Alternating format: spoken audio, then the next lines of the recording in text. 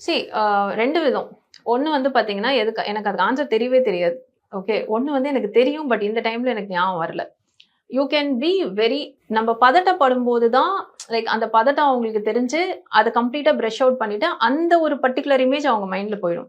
Have you can do it? You can ask them, can I take a sip of water? Okay.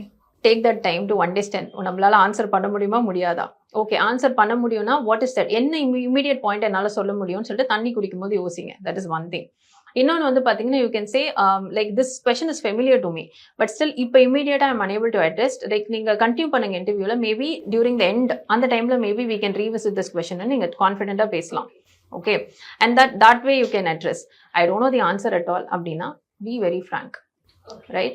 Sorry at this moment வந்து இதுக்கு வந்து answer எனக்கு தெரியல. But I'll definitely go and research or see what I can. Don't ask the interview it self to give you a lecture.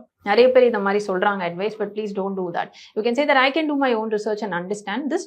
But at the moment எனக்கு இதுக்கு answer தெரியல. That's how you categorise. நம்ம main thing என்னன்னா, see no one is expecting you to know like the complete answers. இல்ல, how do you handle it? There are many hidden skills. கரெக்டா?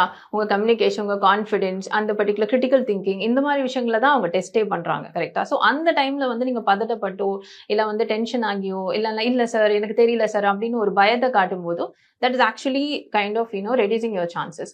கான்ஃபிடென்ட்டா address பண்ணுங்க.